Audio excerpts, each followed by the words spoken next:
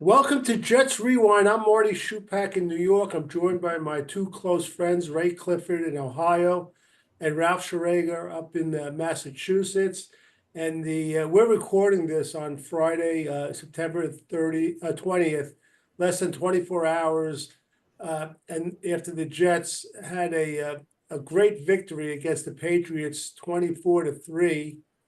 And how you doing, Ralph? Marty, yesterday was my birthday, and that was the present that I wanted, and I got it. I have enough ties to hang myself from the Jets, but I don't have enough wins, so that was great. There you go. Ray, how you doing? Oh, outstanding. I mean, this makes the weekend great. Yeah, I nice 10 days to already feel won and good. watch football and just not worry about anything. And you realize the next two games are Zach Wilson and Sam Darnold? I didn't know it was Sam, but I knew it was Zach. Right. Yeah, that's going to be an early game. But anyway, 24-3, just quickly an update, and I want to just open up the as we all know, Jet fans, right tackle Morgan Moses went down, and I guess that was in the fourth quarter. Is that right? Yes, Yeah. yeah. And according Right to at the end of the third, actually. What was the end of the third? Very end of the third. According to Jordan Schultz, he suffered a knee injury that will likely sideline him for at least a couple of weeks. He is unlikely to need surgery, would be the best case scenario considering how it initially appeared. Yeah. He's undergoing further tests, and everyone that saw the game saw how much pain that guy was in. So we could have lucked out, though. We don't know the prognosis. Something like this, I think it could be like a sprained knee, something like that. But Yeah, that's what I was thinking. yeah, I just want to start and say, I mean, the Jets completely dominated the Patriots 24-3. And to me, the whole game starts and ends with Aaron Rodgers. We haven't seen quarterback play like this, like literally forever. Maybe we saw a little bit of a hint of it with Brett Favre, and maybe a little bit with Chad, but it's been so Jake McCown. Don't forget Jake yeah, McCown. so long since we've seen this. He did everything. He threw from the pocket. He threw with two-step drops. He got rid of the ball quick. He looked. He saw the whole field. He rolled out when he had to roll out. He ran his 40-year-old legs had him run with the ball when he had to do that. He literally did everything. He made just one or two mistakes. Probably the biggest one was this throw late in the game to Garrett Wilson, which I thought was a tight window. I remember the announcer was saying, "I wish he had that back." But we're going to get into this, and thank God, Ray and Ralph, that the Jets coaching staff listens to Jet Rewind, because we've been saying we're tired of the run, pass, and they deviated from that, and Hackett opened it up a little. And then we said, how about blitzing a little bit? And they did that, and that worked like phenomenally. So I want to hear your response. Ralph, why don't you start, and then Ray, you're next. Go ahead, Ralph. Well, I have to say, I kind of knew that they were going to open it up that way because of what Rogers said during the week. He said, our starts are too slow and we keep doing the same thing and it's not working.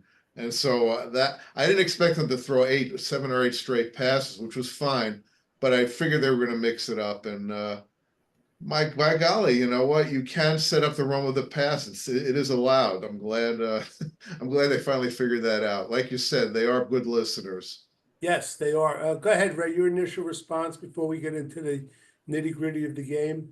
I was definitely happy. As soon as he threw the, first play through a pass, I was like, okay, we're going to do things a little different. But the way he ran he was smart about it, he could have run for a few more yards and gotten out of bounds, but he slid, which he was already past the first down marker. I was happy with that. For the most part, he was making good decisions on where to go with the ball, and guys were hanging on for the most part. What a difference, it makes when a quarterback throws catchable balls. I mean, Mike Williams made another nice catch. The one catch that was probably the best one of the game got called back by a penalty. That one by Breece Hall out of the backfield where it was going over his head and he one-handed it. But my happiest thing was the offensive line.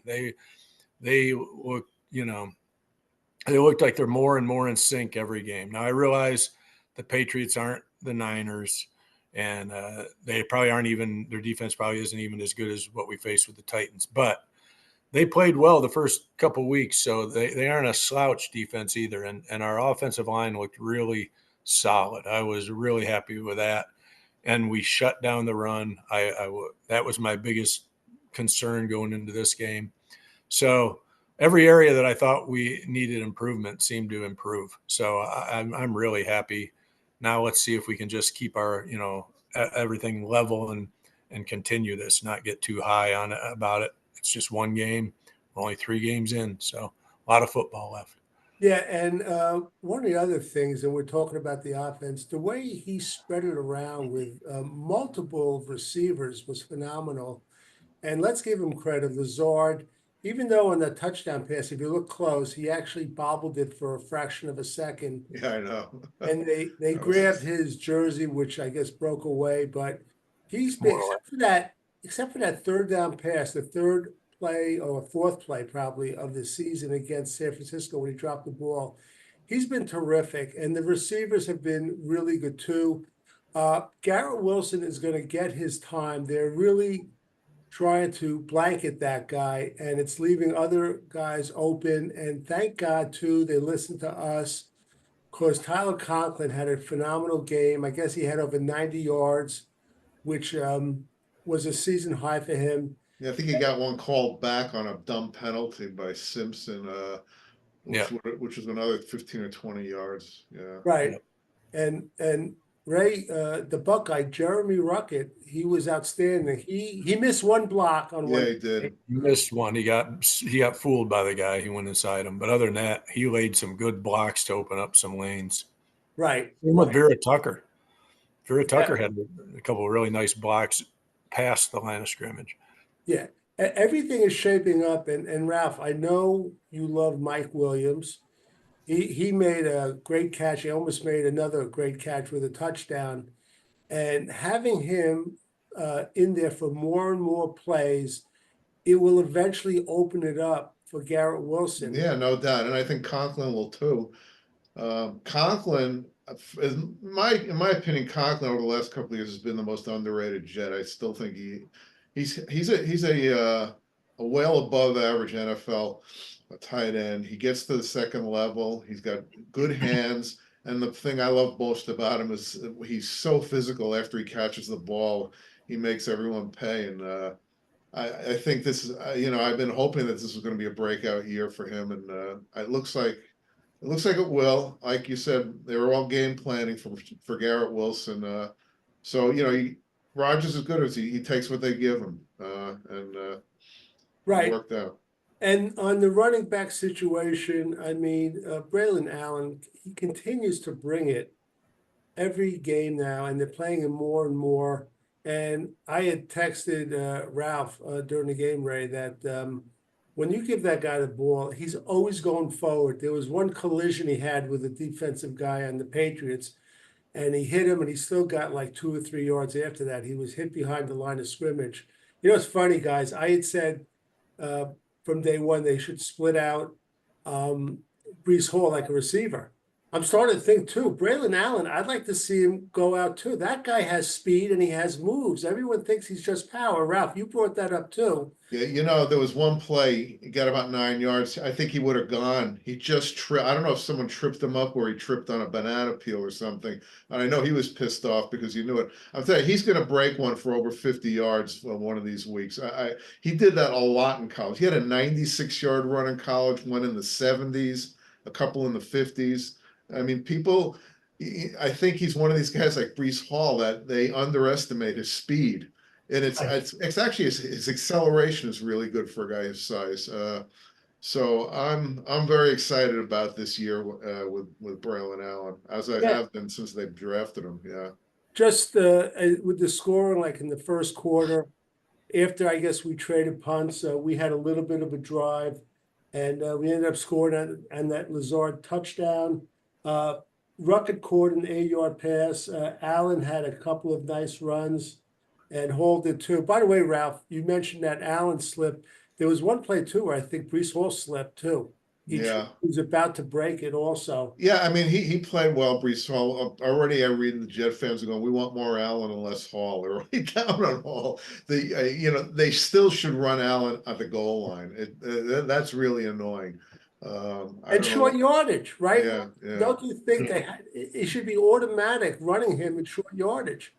I mean, he always ends. I mean, Brees Hall we all love, but when he gets hit sometimes at the line, I mean, he's down or behind the line. But Braylon Allen, he's got a shot to get the first down on a 3rd or 4th and 1. Ray, your reaction? Well, I think the difference on that stuff is that Brees is generally not going full speed a lot of times. He's looking for that opening, and he's taking his time. Whereas Allen gets the ball and he's just going. The one play where you said he got nailed in the backfield, that was the play where Ruckert missed the block, but he didn't gain any yards. But still, just getting back to the line of scrimmage was outstanding. Right. That was one of those. Yeah. He had one in the 4th quarter where he ran over. I don't know if it was a linebacker, a DB, a safety, whatever. And he had gained probably 7-8 yards at that point. He was going full steam, and he hit him, bounced off him, and kept going for another yard or two. That one I got to see live. Right. So, I mean, I'm really happy with him. I think Brees got a little bad luck. He had 2 plays in a row where they just flew through the line and nailed him for losses, or his stats would have looked a little. I thought he played well. He played good. He had a couple early on, especially. He had a couple good runs and stuff. And like I say, the one play got called back where he probably made the best catch going over his head and one-handed it and gained about 8 or so yards. But that's when they called the holding on Simpson, maybe. I don't remember. It might have been Moses. Yeah. But Moses had a couple of holding calls. I just like them both. I don't need to see necessarily more of one or the other, but whoever's working and whatever the situation is, go with the right guy. And right.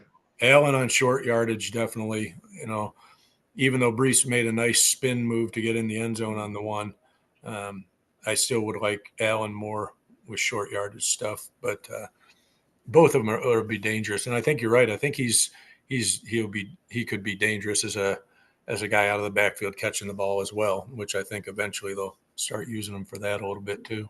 In the 2nd quarter, they had a drive, and this is a drive where I guess it's Brees Hall scored a touchdown. There was a spinning move. At first, it wasn't called a touchdown, and then it went up for review. Ralph, just curious, did you think it was a touchdown? Yeah, I did. I did. And the interesting thing about that play is, I don't know if you noticed, but Fashanu was an extra lineman on that. I did notice that. He was on the left side, and he made a key block. He took the guy to the inside, and Brees went right where the guy was. So he had that shot. And then I watched all his he had a few passes later, pass blocking when he was on the right side for Moses. Did okay. Right. Ray, did you think it was a touchdown? Live, I wasn't sure because the angle wasn't good. But as soon as I saw the replay, I was like, no doubt, his knee never hit. And then he had broken the plane. So I knew that was going to be one after seeing the replay. But live, I couldn't be sure if he was a little short or not. I was going to ask you guys about Fashanu because I didn't see much after Moses went out. Let me just go back because, again, if you're a PFF fan, Morgan Moses, he played, I believe it was 60 snaps. His PFF rating was 50.8. Olu Fashanu, small sample size, 14 snaps, but his PFF grade was 70.8. So, for you fans, I like that. We at Jets Rewind really don't put a lot of credence. Yeah, I think he had 3 pass plays while he was in there because they started running the ball. And like I said, he looked solid on all of them. And I don't think, having Moses out for a while is a problem. He'll be fine. The thing we need Moses back for is to just still have that insurance policy in case one, Smith goes down or whatever. Yeah, I didn't think Moses played that bad from what I saw. I mean, no, he's all right. Okay. I'm pleased with him. Yeah. Well, right. It's like what you said. I think they're really getting playing better and better in 3 Mhm. games. You just notice a difference. Yeah, I think the linemen are kind of starting to understand what each other's going to do and kind of playing off each other really well. I'll say this one thing about the line, Marty. I reading some Jet commenters after the game. A couple of them were really getting on Tyrone Smith's case yesterday. So I watched all of the pass blocking, and I'll say this about Smith. He is a little vulnerable on speed rushes to the outside. Power stuff, he's fine. But I noticed in the San Francisco game, he was better in Tennessee. But last night, if you watch all of the speed rushers do get him off balance and can get past him. He's usually been able to just direct them wide, but I think there could be, there could be some sacks or some quarterback hits in the future if he doesn't improve that. Right. Mhm. Well, I guess at his age, and he has a injury history, right? Yeah. Sure. Yeah. The lateral speed is not what it was like Mm. 10 years ago with him, but the Patriots, they got their only score field goal towards the end of the second quarter, and it was 14-3. I made a couple of notes, and I don't know, I'll ask Ray. I thought like a lot in the first half or the second quarter and third quarter. Did you notice was Titman's snaps, were they high? Did you notice that at all, or is it just my Well, when imagination? you say high, like head high or something like that, A really little bit high? higher, yeah, Well, I and mean, you sent me a text and I started watching and they seemed okay. they were okay after that, Yeah, but before yeah. that, I He thought. probably heard you. He probably got your text. Ray, did you notice any of that at all? Not really a whole lot. I was just kind of, with Rodgers, I just kind of wait and see what he's after he gets the ball, what he's seeing and where he's Yeah, looking and stuff. I'm gonna But go back and watch those yeah, on all his passes. Yeah, I'll see if Marty's he's getting a too picky. Yeah, Rodgers is a master of looking guys off and right. throwing Yeah. the other way. You check me out, Ralph. I will. I welcome it. I'm gonna Fact fact check. check you, Marty. Okay. That's good. Hey, before we move on, I just think I gotta do a couple of shout outs. From Rockland County, Frank Granata is an incredible Jets fan. I see him around the county. He walks around with he's a native New Yorker, but he walks around with a 10-gallon cowboy hat. So, but he loves the Jets. So, Does it have Jets on the I was Cowboys? just no, saying, it's a white one. Jets So, logo on it. shout out to you, Frank. And also another guy, I happened to meet him recently, Eddie Martin, who's from a little bit upstate Warwick, New York. He went to the game last night, and his daughter encouraged him to buy I guess a jersey, a Aaron Rodgers jersey or T-shirt. So shout out to you, Eddie. I just want to mention also to Ralph. I fall in love with players, as Ray knows too, and Ralph. This guy on the Patriots, uh, Mario Douglas. That guy is a heck of a player. I Yeah, I mean, told you that he had a good year last year as a rookie, and he was pissed off because he didn't get any touches the first 2 games. But yeah, he's good. He's a late pick from Liberty College. He must have played with Malik Willis a little bit. I don't know. 6th-round pick. Ray, what do you think of him? He made a couple nice plays that I remember. You know, I think he's in a tough situation where the Patriots aren't usually, struggling to, move the ball and do that. Where I think he's being restricted like our guys were a little bit in the past few years. I think if he's on a team that gives him some ability to get the ball in space, I think he can be really dangerous. He also runs the ball. Here's one for you, Ralph. Would you trade him heads up, even up for Xavier Gibson? I might. I want to see a little more of him, but I think Gibson. I want to see Gibson get a little more action. He got 1 or 2 passes yesterday, and yeah, I think he'll get more activity. Right. I would say, would you trade him even up for Malachi Corley? But we can't really Oh, judge poor Malachi. He's the only guy who didn't get any burn last night. I feel badly for him. Yeah. Let's just wrap up the scoring, and then we'll talk about some of the negatives and the defense, which we really want to get into. Because Ray, in the fourth quarter, I get a text from Ralph. It says, Taylor's in. And I said, what the heck is he talking about? I said, Tyrod Taylor? I didn't know what he was talking about, but then I realized it was Leonard Taylor. We did do bad, but in the third quarter, we scored a touchdown. And Ralph, why don't you describe it? Because it was that pass to Garrett Wilson. So go through those two plays. The Yeah, big, were we talking about this off the air? I think so. Yeah. Rogers. So yeah, so Wilson after the first one where he tripped and he didn't get in the end zone. Rogers said he came back to him and said, "Throw it to me again." And Rogers said, "I made the Cardinals sin for a quarterback. I decided I was going to throw it there, no matter what." And Christian Gonzalez, who I think is an absolute stud, and I actually think he's better than Sauce. He was all over him, and it took Rogers had to throw a Nolan Ryan fastball, and I don't know how he caught it because Gonzalez's arms were like reaching out right in his vision, and he snatched that ball, and it was, of course, he kept his balance. He's a remarkable athlete, that guy. Those two guys, I wish I could, if I were alive, I would just focus on those two guys on every play. I really like watching those two guys. They're both amazing. Right. Okay. And that was a beautiful play. It's Gibbs. I'm sorry. Wilson does a phenomenal job. It reminded me of the play where the ball went up in the air last year. I don't know. Was that against Buffalo? And he's on his back and he caught it. Was that Oh, the yeah. Buffalo game, Ray? Touchdown. Yeah. Yeah. The guy's incredible. Really, the way he talks his body, and we talk about it all the time. Jets, they closed out the scoring with a field goal by Greg the Leg, and it was 24-3. But to be honest with you, the score, it could have been 40-3. The Jets just completely dominated. I know their coach Mayo looked very frustrated. They put in Drake May, who got a little flustered, but he made one heck of a throw on the fourth down play. I don't know if you saw. Yeah, that was a good play. That was that the Doug? Was that the Douglas?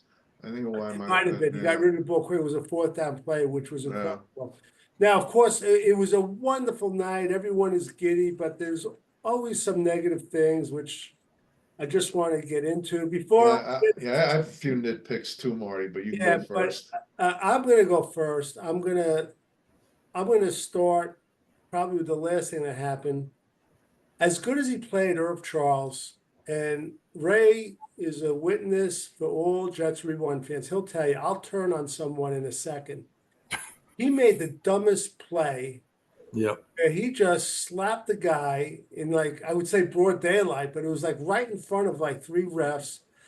And he got hit with a personal foul where we had them in the hole. And at that time, the game was almost virtually over. But Irv Charles has got to use his head, and they've got to show more discipline. Now, while I'm on the discipline, I can't stand when the defense is whooping it up and they start playing like cowboys and they think they can get away with everything.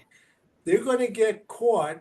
And the lack of discipline is, again, the reflection of this coach who I'm getting to detest more and more, even though we're winning, because these timeouts to prevent a delayed game, it's getting to be ridiculous. They're not going to get away with it. He did it twice in the third quarter. Somebody's got to teach this guy, in the third quarter, the timeouts at that time are worth more than the 5 yards. It drives me crazy. The lack of discipline, it's beyond the belief. And again, it's reflection on the coach. Thank God you have like Aaron Rodgers there. He's a common force, and he's like to have another coach on the field. So, Ralph, go ahead before we get to the defense. Yeah, well, you hit on two of my things, and like I say, there are good there are penalties, and there are just dumb penalties. And the Irv Charles one was a dumb one, and Simpson had a really dumb one too, where he pushed a guy down and then fell on him in front of the official well after the whistle blew. The one that Sherwood got. That was a football play, and that could have gone either way. It's so tough in this day and age to tackle. So I can't blame him for that one. The DJ Reed pass interference. When I first saw it live, I thought it's definitely pass interference. But when they looked at it in slow motion, he was barely touching him. So sometimes the officials are going to make a call that doesn't go your way. They make mistakes just like the players do. Marty, as far as the timeouts go, it's not just Salas shouldn't be doing that, but that shouldn't be happening. I don't know why Rodgers is not getting them in and out of the huddle. For this to happen 2 straight games is crazy. They've got to figure that out. But of course, in the third quarter, 5 yards means nothing unless the ball is, say, on the other team's 1 yard line. Right, Then right. you call a timeout. But Yes. in the middle of the field, forget it. And he's lucky that neither of these games has he needed his timeouts. And the other thing I'll say about timeouts is, if you remember the last drive in the first half, they were going in for a score. Yeah. And they had 3 timeouts. He started burning them, and he had 1 left, and they hit a pass down to about the 20 or so. And I was thinking, just spike it. Don't call time. You need that last timeout. He called the timeout. And the minute you give up your last timeout with seconds left, you just screw yourself, because there's so little you can do. And of course, of course, he missed the field goal, but that's beside the point. Sal's got to get smarter with timeouts. If he spiked it, he still would have had time for another play. Ralph, Yeah. he's a cheerleader to me. He's not an NFL football coach. Well, he'll grow into it, because come on. Go ahead, Ralph. he's going to get a few more years probably. I'm trying to think if there was anything else. The Breece Hall thing on the goal line, even though he scored, that should be the other guy, Allen. I'm sure he would have just blown in there. It wouldn't have been that close. And I think that's all I got for the as far as nitpicks. So, because it was a really good game. Ray, anything you want to add to that bothered you about the game and the timeouts, the Irv Charles, anything? Yeah, well, the timeouts they got to be more aware of why is it worth 5 yards for a timeout, and they don't seem to get that at this point. But I was more irritated with Irv Charles, and I forgot about the Simpson one. And Simpson would have been fine when he knocked him down initially, but then he jumped on him. What was that all about? But Mitchell's standing 3 feet away. There's no one else even around. He's looking right at them. It's like Simpson looked up and goes, "Did you see it? How about a flag?" It's like, what do I got to do to get a flag? Charles was even dumber, because the ref was 3 feet staring right at him. And what is a slap going to do with a guy wearing a football uniform? Yeah. Maybe he said something, but all he did was kind of give him a little shove. It wasn't even worth the retaliation, from what I could see. The refs, I thought, missed a couple. I didn't think the Sherwood one was a real good call, but anything around the head is going to get it no matter what. But he called a holding in the first half on, was it Moses? And they said, he kind of has the guy in there. He had his shoulder pad, but he let go. Yeah. Right about the time he should have. You never saw a yank on the jersey or anything like that to slow him down. I thought that was a pretty ticky-tack call was a pretty decent play for us. Overall, though, I think my only fear is, we're getting away with this stuff, but we're ahead and you can afford to get away with it. You get in a tight game and some of these things could cost us. And that's where I start, worrying about a little more discipline and being a little more. I'd like to see the stats on penalties. It seems like they've had still too many. A ton every game. Too many. Way too many. Too many. How many? I said there's too many. I don't. Okay. I thought you said how many. I didn't know how many we had. I'll look into it. I know it was over 100 yards. It started out the Patriots were getting all the flags and going, "This is great," but the Jets were like, "Oh no, we got to catch up on this. We got to beat them in every category." Yeah. That's probably a FanDuel bet. Who's going to have yards? I thought I heard Herb Street. I think it was in the third quarter, say the Jets have 100 yards in penalties. Yeah. I think they had as many yards as the Patriots had for at some point. Ray, I'm glad you mentioned his name. I got to tell you, we've been Jet fans a long time. This guy, Herb Street, there's like 12 minutes to go in the game. He's like doing a post-game show live on the air about Aaron Rodgers and everything. And I'm going crazy. I'm looking at my wife saying, what is he doing? There's like 12 minutes to go. I've seen leads blown like this, like crazy. I know it doesn't look that way. But I'm going nuts. Besides that, I thought he was okay. The announcement was good. I just want to get to the He's defense. a Buckeye. Ray loves him. He is. Ray I likes thought he'd be really going, nuts about Wilson. I mean, he talked about him a lot, but he kind of kept kept it a little He more did. mild than I expected. Even Ruckert, he didn't talk about that much, right? I mean, I'm No. sure every game he calls, there must be half a dozen Buckeyes on the Pretty board. much on everything. All right. Defense. The Jets last year in 2023, they blitzed 17.4% of the plays. 32 teams. I want you to each take a guess. Where does that rank? Ray. 21st. Ralph. I would say, say 27th, as far Probably as the least amount. Yeah, Last. last. Wow. Okay. Last. So we could have, from that, we could see, we all know Robert Saleh likes to rush 4 guys. Now, yesterday, do you want to take a guess what percentage of the plays they blitzed? Ralph, you start. I'll say 35%. Ray? 29. 40%. Wow. And I got to tell you, every time they blitzed, I mean, I haven't gone over it again or looked at the all 22, whatever they call it. Every time they blitzed, to me, it looked like it was working every single time. And I want to ask Ray, I asked you guys the same question last week. Are our linebackers better without CJ Mosley?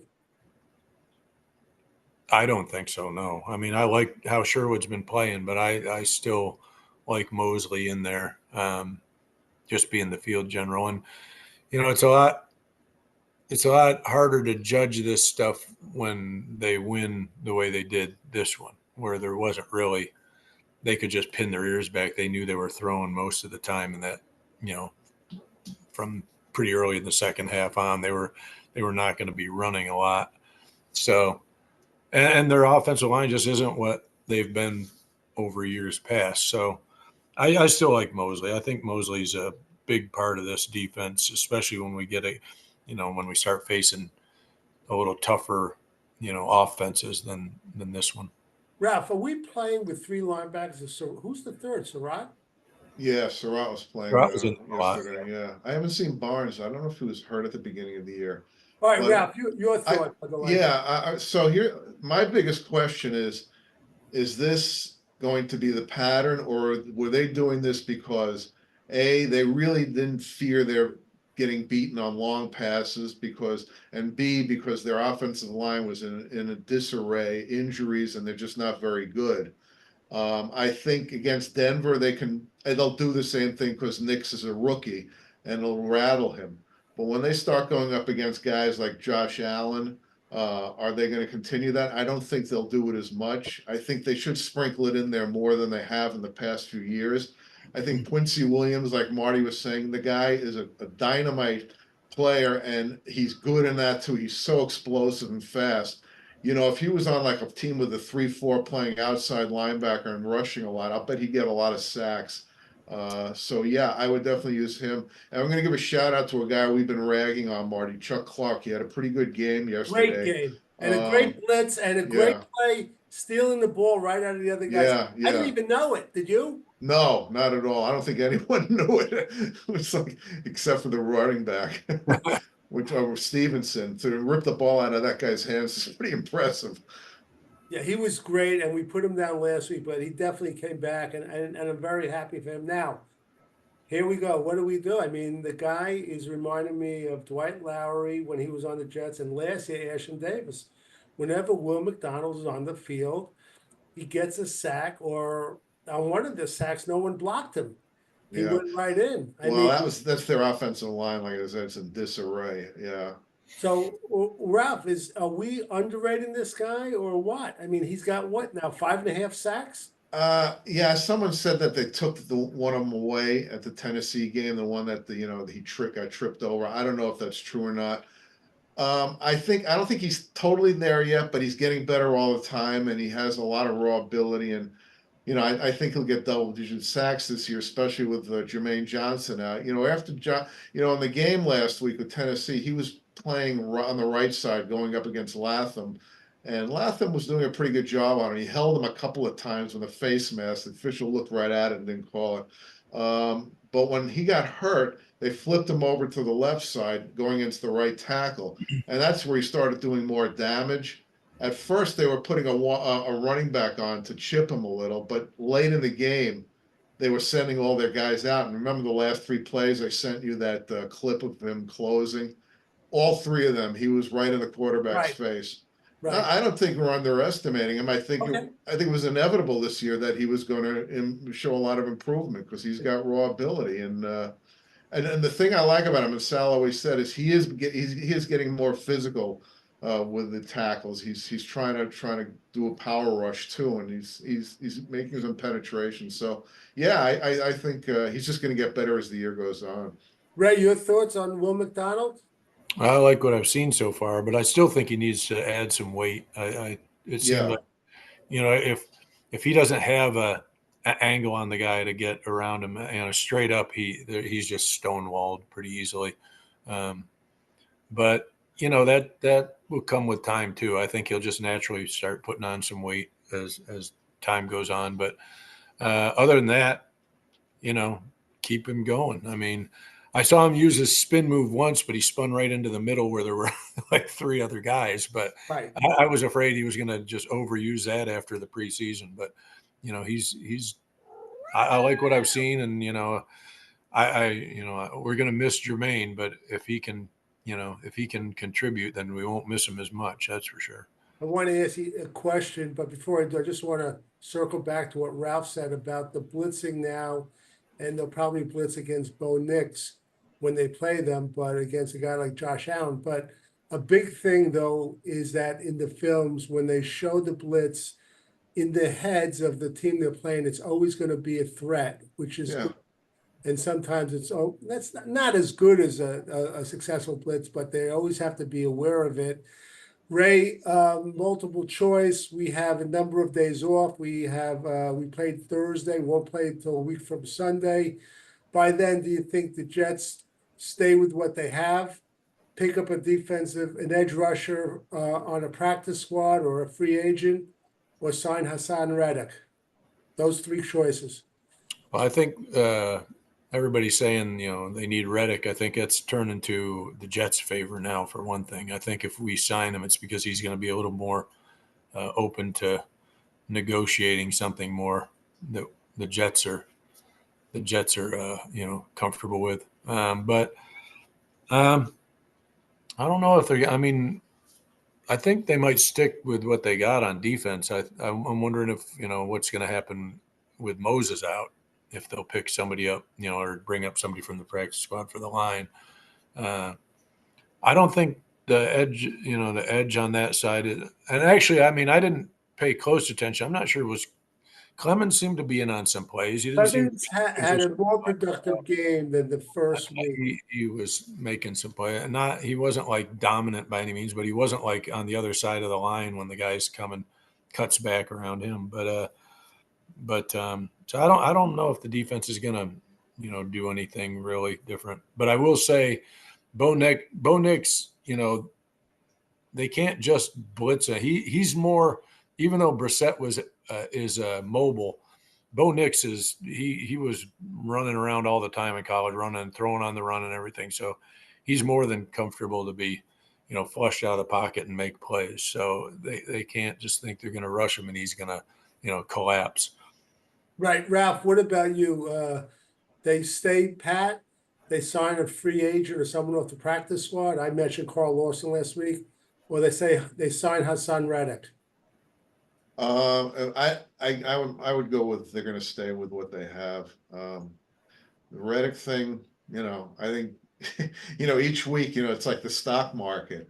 Who's is it up or down? Last week, when Jermaine got hurt, it was like, Reddick's going to get his money. Now this week, no, they have the leverage. So Right. I think they're going to be sticking with what they have for a while. I didn't get a good look at Braden McGregor. I know Tack McKinley, I think, had a sack. So I think they feel like with this new blitz packaging that they're going to be able to get away with not having Reddick and still have a decent pass rush. And You know, what? Ralph, I just wanted to interrupt you. I'm sorry, but you mentioned him last week, and I was watching him on a number of plays. Though he didn't have a lot of statistical tackles, I thought Javon Kinlaw was very, very good. He played pretty well yesterday too. He's good. He's pretty good. He's I mean, I think he's going to give us as much as Jefferson and Woods gave us last year. And Thomas is a professional. He works hard. Doesn't have that much talent, but I do hope that they keep giving Leonard Taylor more and more time, because I think by the end of the year, the last third of the season, he's going to be a productive player because he's more talented than both those guys. Right. All right, a couple of statistics before we close it out. Aaron Rodgers, 27-36, 281 yards, 2 TDs, quarterback rating of 118.9. Russian, Braylon Allen, 11 for 55. Paul, 16 for 54. Rodgers, 3 for 18. Isaiah Davis, 3 for 6. We got to talk about this thing because, Ray, Ralph and I were going crazy. I know you had a different commitment last night, but, there's like 12 minutes to go. They're sticking in Isaac Davis, and I'm saying, why are they doing that? The game isn't over. I couldn't understand it. Ralph, were you going crazy? Yeah, I sent you a text first and said, "Why is Davis in there?" I think they heard Herb Street, giving his summation. They thought the game was over too. But yeah, wait until there's 3 or 4 minutes left, then give him some plays. I understand you want him to get the feel, but it was too soon. It was ridiculous. Yeah. How about you, Ray? What did you think when you saw him? I was a little surprised that they put him in there. I mean, I mean, I don't. Maybe they were just feeling overconfident, but yeah, I think so. New England wasn't really doing anything, so I don't think they felt like they were going to be able to mount some huge comeback. But Right. I was a little surprised. I mean, get them in there. That's what I was going to say too about them bringing in Drake May. To me, that was the worst time to bring him in. Garbage time when the Jets are just pinning their ears back, and you're going to put your, top draft in the game. I mean, if he'd have gotten injured, that would have gone really poorly for them. Obviously the rest of the year. But I mean, I just don't. If you're going to throw him in there, throw him in when he's got protection, not when it's garbage time and guys have given up. I was a little shocked at that. All right, good point. All right. As far as receiving, Tyler Conklin, a great game, 5 for 93. Alan Big Lazard, catches too. They were always yeah. Alan Lazard is playing great. Ralph, if you remember, Ray predicted that, I believe. 3 for 48. Mike Williams, 3 for 34. Terrific. Garrett Wilson, 5 for 33. And he hasn't even scratched the surface. You watch this guy. Brees Hall, 4 for 29. Xavier Gibson, 2 for 16. And the Buckeye, Jeremy Ruckert, 2 for 15. And he looked really good on a couple of them. And Braylon Allen, 3 for 13. Just to go over quickly on defense, Quincy Williams and Ray, Ralph was referring to, I texted him like on one blitz. He got in there so fast, it was unbelievable. He had 8 tackles, Chuck Clark 7. Jamie Sherwood continues to impress. He had 5 tackles. Sauce Gardner had 4. Will McDonald had 3 tackles, and they gave him credit for 2 sacks. I think he had like 4 quarterback hits too. Right. So, and again, Quinn Williams only 2 tackles, but that guy, he was good. He was really good. He was good. He was good. He was good. Solomon Thomas, he had 2 tackles, got credit for half a sack, along with Tack McKinley. And Leonard Taylor, 2 tackles and a half a sack. And I'm just going down the list. And Michael Clemens, 1 tackle, half a sack. Braden McGregor, 1 tackle. And Jalen Holmes wasn't credited with anything. So all in all, you couldn't ask for anything better. If we had beaten San Francisco, it would have been great. But to go into the bye, 2-1, except for Morgan Moses, they're relatively uninjured, is really terrific. And it looks like that Aaron Rodgers is gaining his footing. He's looking more and more comfortable. Since last week, the first half, when I thought he looked slow motion, the last 6 quarters, I think he's looked outstanding, and we could all say it over and over again. When we went through the last 2 years with quarterbacks, this is just a pleasure. I mean, they could get a penalty. It could be 1st and 15 or 1st and 20, and it happened a few times. They ended up getting a first down too. So it's just a pleasure. And we're gonna. Any last thoughts before we close out this session, Ralph? Yeah, I have a couple of things. One, watching that game, I was sitting there thinking, wow, when was the last time I watched a Jet game where they were so dominant and in control of the game? And I started thinking back, and I came up with a couple. The first one I thought of was way back when Favre was there and they beat Tennessee. And when Tennessee was 10-0, they beat them by like 3 touchdowns. But I thought of another one. Sam Darnold's first game against Detroit when he threw that horrible pass. And then after that, they outscored him 48-10. Right, right. And that was about as good as it gets. I thought of one, but it was way before that. I thought of the Pennington playoff game against the Colts. Yeah, that was another one that I thought of too. Yeah. Yeah. So, anything else, Ralph? Before? Yeah, one more thing. I got an interesting factoid. I don't know if they mentioned it on TV last night, but the Patriot Jet game last night was the first Patriot Jet game since 1995 that Bill Belichick was not on the sideline for one team or the other. Yeah. Yeah. That's a great stat. Ray, how about you before we close it out? Just one thing I was thinking of when you said you watch about Garrett Wilson. This guy's going to have he's going to have a breakout. Did you get one of you guys send me the clip, or maybe I saw it online, of Rodgers at the press conference, and he said all 3 teams that we've played so far have doubled Wilson. Yeah. There's a lot of why Lazard's getting a lot of plays, but that tells you a lot of why he's not getting open deep, and it's all short stuff right now. But I think that'll change as he spreads the ball around. And Although he did have one long where if Rodgers had hit him, it would have been a touchdown, but it would have been called back because Wilson turned upfield too soon. But he Gonzalez tripped on that. I don't know if it was because of a move or just a trip, but yeah, that was a touchdown if Rodgers put it there.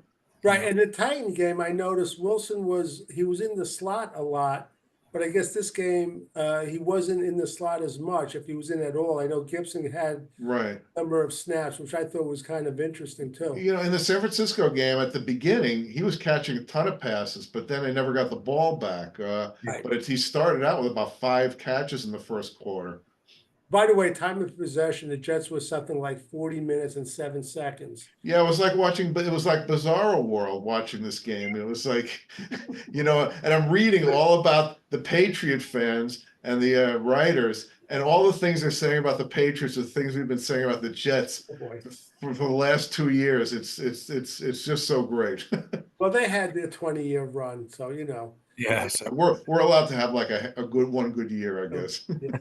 All right. So listen, we're going to be on the air next week. Well, one day, and we're going to preview the Denver Bronco game. But enjoy your weekend, and you have a weekend off, Jet fans. You could go out and rake leaves, or do what you have to do, or watch another team.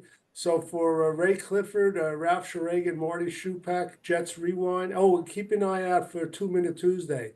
2 Minute Tuesday is back. Okay.